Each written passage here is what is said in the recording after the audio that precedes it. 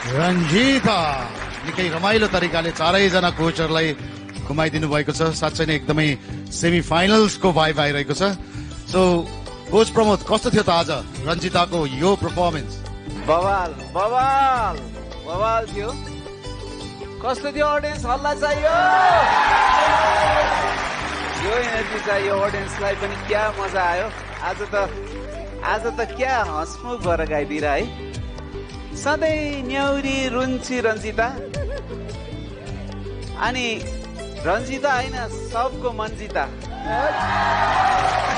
अनि यो एकदमै हाम्रो सुमधुर स्वर हाम्रो जुन रिजाल उहाँले गाउनु भएको हो। अनि एकदमै उहाँकै श्रीमानजी मेरो एकदमै प्रिय मित्र रामचन्द्र काफ्लेजीको कम्पोजिसन तपाईँले यस्तो मिठो तरिकाले गाइदिनु भयो। मलाई त कस्तो कहाँ पुगे जस्तो भयो। आज खुलेर गाइदिनु भयो। तपाईँ आज सेमी फाइनलमा हुनुहुन्छ। तपाईँलाई पनि एकदमै धेरै भोट आओस्, अगाडि बढ्नुहोस्, भोट माग्नुहोस् दर्शकको। कोच कस्तो थियो त रञ्जिताको आजको यो पर्फर्मेन्स?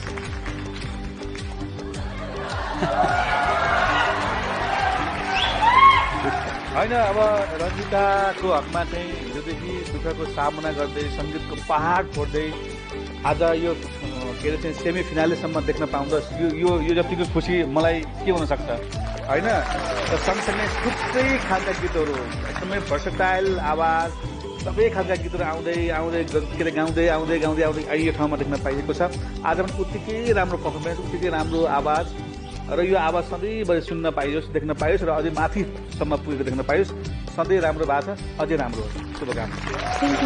अब भोइसमा आइसकेपछि थुप्रै उपनामहरू पाइसक्नु भएको छ। ब्लाइन्डमा लक्की पाउनु भयो, त्यसपछि फेरि सुपर लक्की, अब अहिले आएर मन्जिता, थुप्रै उपनामहरू पाइराख्नु भएको छ। सो रञ्जिता, भोटको लागि अपिल गर्न सक्नुहुन्छ? अत्यन्तै धेरैजनाको धेरै मासबाट सपोर्ट पाएर यो सेमी फाइनलसम्म आएको छु।